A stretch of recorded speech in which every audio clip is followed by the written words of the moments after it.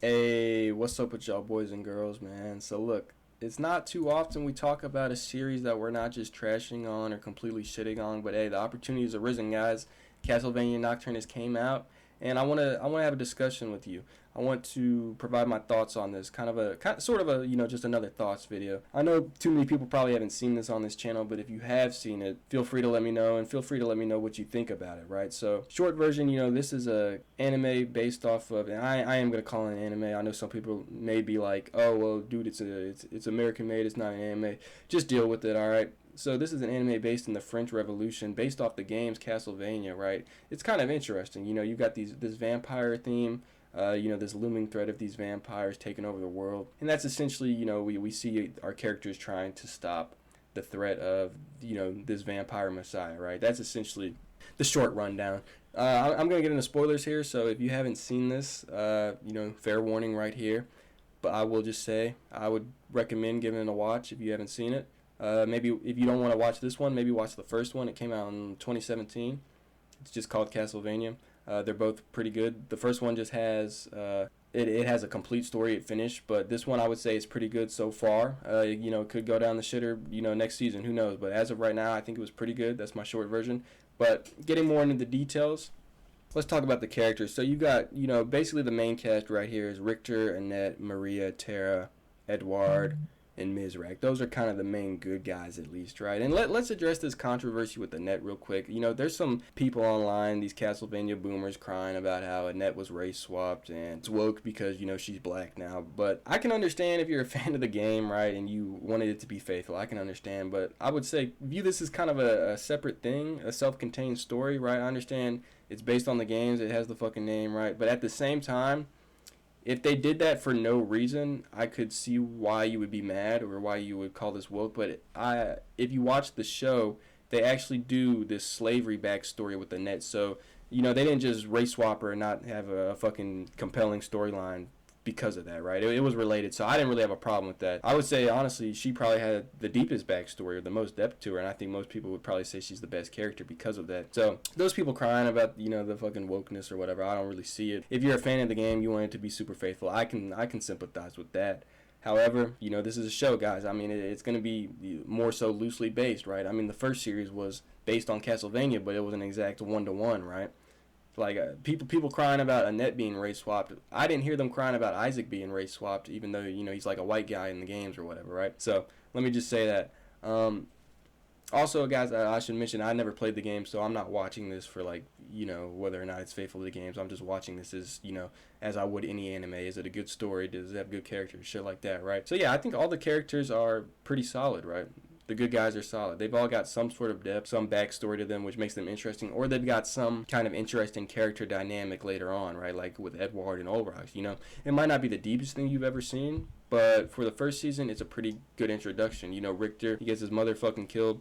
Or, I mean, he doesn't get her killed. Ulrich fucking kills her, but it's, like, right in front of him. So he has, that motivation that makes sense. As that backstory. Maria, it gets found out that, her dad is the fucking abbot who was making these night creatures for vampire messiah to take over, right? So it's an interesting dynamic. Same with Tara, Tara being Maria's mother, right? Edward's a character, I think, he is an interesting dynamic with Annette. But I would say, getting the spoilers, in episode 2, when they decide to kill him, right, and make him a night creature, I feel like that felt like it was a little fast. And, it kind of takes away from some of the weight with him being reincarnated as, like, a night creature. So I'll just say that. As for Tara, she's Maria's mom, and she actually has a pretty strong backstory as well. I mean, it's kind of tragic, and, it gives her some depth.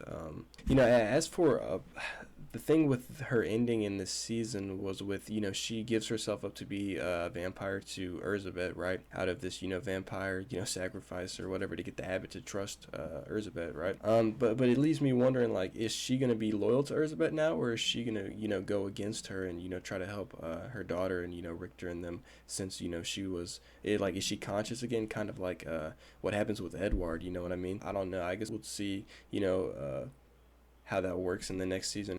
One other character, Juiced Belmont, who comes in later to give a talk to Richter after he's down bad or whatever. He doesn't really do much. I'm not too mad, but it's like his character doesn't really do much in the show, so maybe they're going to do something with him later on in the seasons, I'm assuming. But for the good guys, I'd say it's a pretty strong cast. I don't know if it's stronger than the original series, but it's pretty strong. It's pretty good, right? The bad guys here, I really think they're cool guys. I think they're pretty cool.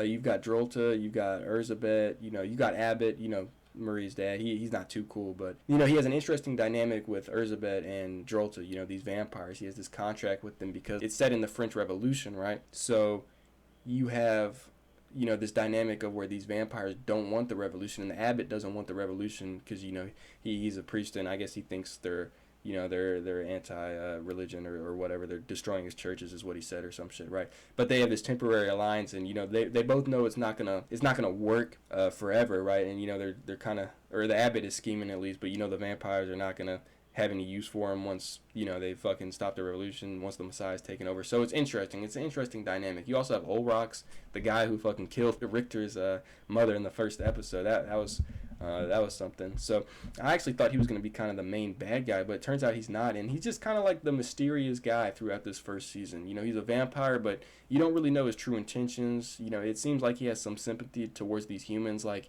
he engages in a relationship with Mizrak, right? Which is kind of interesting. So you don't really know what he's doing. All these characters are really interesting. I'd say Drolta's kind of more there for the fights, but the fights she's in, they're cool, by the way. I mean, this anime does have a lot of fights, so if you're into that, you'll probably enjoy it. I'm not personally into fights too much, but from what they showed, I think they were pretty cool. They were interesting, choreographed well, animated well.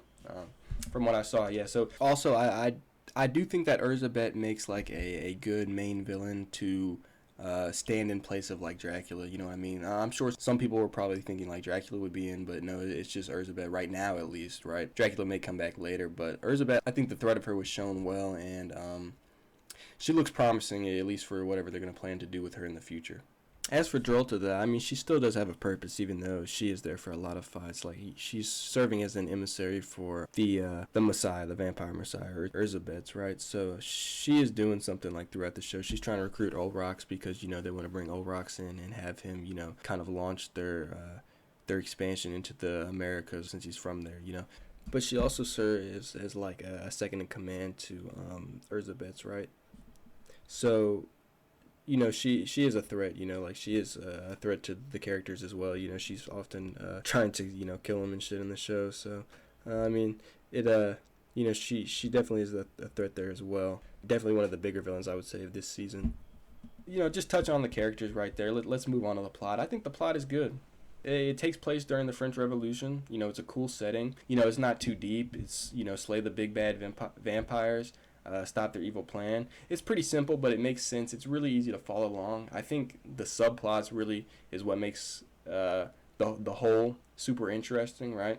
And this show actually does deal with a lot of deeper themes, I feel like, especially with these character dynamics and just these character backstories. So, it can be kind of easy to follow the story in terms of what the goal is, but there's actually a lot of deeper things to this story, I feel like. So I really like that about it. And, guys, this just being one season, it's not going to be the deepest shit you've ever seen. But for 8 episodes, I really enjoyed it. The main guys, the good guys, they get this word of this vampire messiah coming, which just leads to, like, this looming threat that you're waiting for the reveal, which is Erzabet, right? And once you see her, these vampires, they actually feel like a threat. It's cool. And later on, because, I mean, she especially feels like a threat once she manages completing her plan and blocking out the sun, which I thought it was cool, like how this first season is kind of like the bad guys sort of win, but, season 2, I'm sure the good guys will mount a comeback or whatever, right? So the story's simple, but it's pretty compelling. It has to do with revenge a lot for, a lot of these guys, like Annette, she was, there was this vampire who was her slave owner, right? Richter, he wants to kill Olrox because, he killed his mother. These guys are all motivated for some reason with revenge to the vampires, or they want to continue the revolution, right? Because with this society, like, the vampires are tied into this fucking this French society at the time. Like, they're the wealthy, they're aristocrats, like, it's interesting. It's kind of like an alternate history. Like, these vampires are just like another race, right? They're just another form of people out there, right? At least in the society. And I thought that was really interesting. It was cool how they're like part of they're the upper class, right? They're kind of running society, so they're actually anti-revolution, while our good guys are actually pro-revolution. So it ties that French Revolution thing together in a pretty interesting way, I would say. I would say I do, with this only being 8 episodes, guys, it is paced a little fast. I do have kind of an issue with that, but it's nothing too, like, severe. I would say, like, the first 4 episodes, it kind of moves pretty fast. Like I said, with Edward dying, it kind of seemed like there would have been more weight to that. But with a lot of the deaths, there would be more weight, like Richter's mother dying in the first episode. I think it was necessary and it was a good setup for his character. But with Edward, I feel like, because he dies in episode 2, but episode 3 is like a backstory episode for Annette mostly. I feel like they could have maybe swapped that to have more weight to him once you actually see him die. Because I criticize anime all the time for doing killing characters without actually establishing them or having some fucking weight tied to them. Like, why would we care? This character just got introduced. But I can understand it, I guess, because it seems like since he's a night creature, he's gonna come. And he's one of these conscious night creatures. He's probably gonna play a larger role in later seasons, which is interesting. I do have a little bit of an issue with how Edward is actually like conscious as a night creature.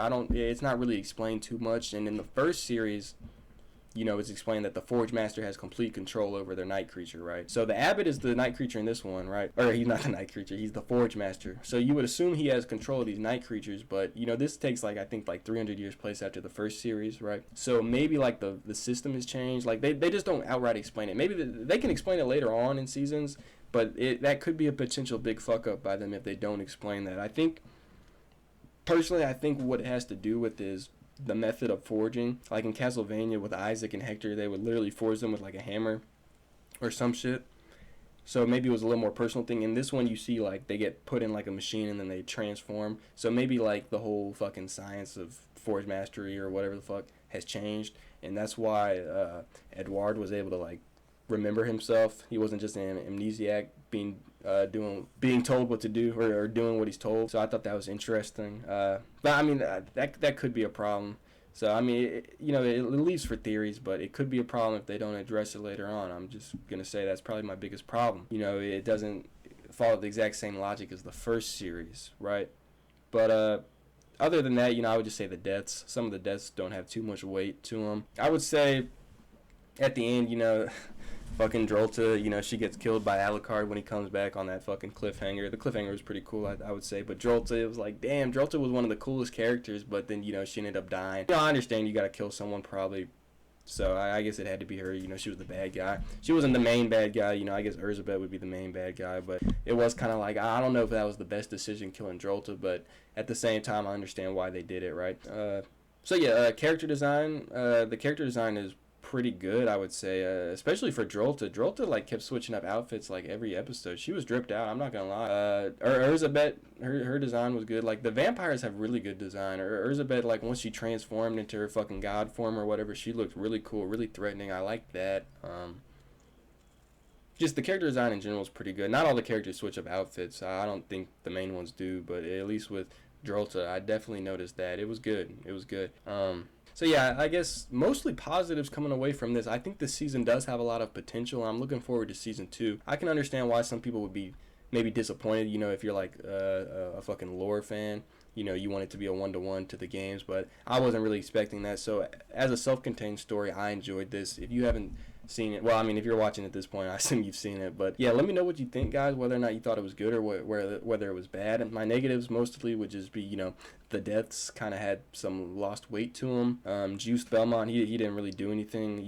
That thing with the night creatures, whether or not the Forge Master controls them or whatnot. And also, if the Forge Master does control them, it would be a problem because the night creatures were seen attacking, Richter's group. So he was attacking Maria. So if that happened, it wouldn't make sense for the Abbot to send the night creatures after his daughter, right? You don't really think that would happen. That's why I feel like there's probably a different explanation for that, right? But other than that, and the pacing kind of being a little rushed, I would say would be my negatives, right? But overall, it's not that bad. So that's my thoughts on the negatives. The goods, I think the characters are good. The story's pretty good. The ending was good. It had a cliffhanger. It makes you wonder what's gonna happen next. Since Alucard came back, that was a cool little cameo. I guess if you haven't seen the first series, you wouldn't really know who Alucard is. But I still feel like you can watch this and not have to watch the first Castlevania series.